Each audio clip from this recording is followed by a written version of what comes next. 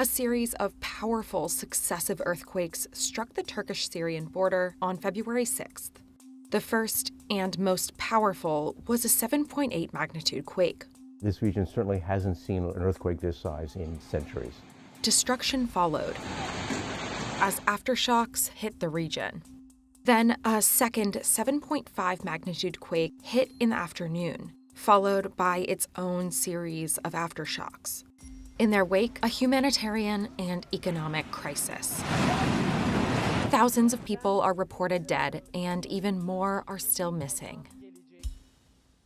It's not the first time this region has suffered a violent quake, and it won't be the last.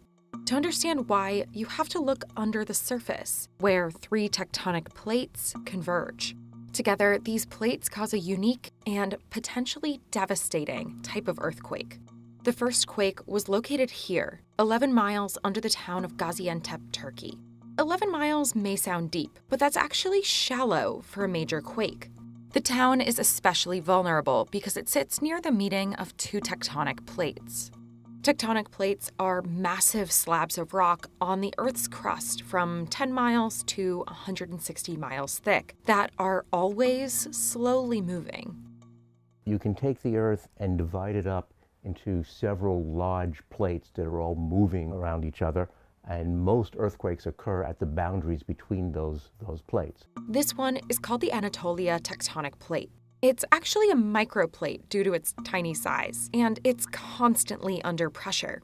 That's because it's being pressed upward against the Eurasia plate by the Arabia plate. That pressure is squeezing the Anatolia plate westward, where it faces even more friction from the Africa plate, which is also moving upward. The Anatolian microplate is caught in a vise between the Arabian plate moving to the north against the Eurasian plate, and this small plate is being pushed aside as a result of that motion. That means the boundaries between the Anatolia plate and the Africa and Arabia plates are trying to slide against each other, as the Anatolia moves to the west and the Africa and Arabia move to the east. These borders are called strike-slip faults. And when the friction builds up between the plates as they're pushed in different directions until it's too much, they slip. That's a strike-slip earthquake. The strain will build up, and finally it will rupture and release all that accumulated strain in a large earthquake. That's what happened in Gaziantep, resulting in that 7.8 magnitude quake. USGS estimates that the strike slip occurred along about 100 miles of the fault, about 20 miles shorter than most strike slip earthquakes. These are significant earthquakes for this fault system, and so that is probably an accumulation of 300 to 500 years worth of strain that's built up since the last earthquake. Experts say the energy released in that slip is comparable to that released during the explosive 1980 Mount St. Helens volcanic eruption. The same thing happened 9 hours later in Akinozu, resulting in a 7.5 magnitude quake. This one was just 6 miles down. More than 285 aftershocks have followed both quakes. USGS has called the area tectonically active and unstable. This region is certainly one of the more complicated parts of the world because there are 4 different plates interacting, so it becomes a region with very complex tectonics. Those complex tectonics are responsible for a long history of devastating quakes, like this quake from 1966 that killed over 2,000 people. Towns and villages in 19 provinces are almost totally destroyed. The 600-mile North Anatolian Fault produced 7 large strike-slip earthquakes from 1939 to 1999.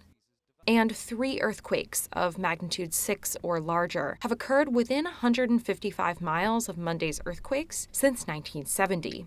But there hasn't been a large earthquake since 1999.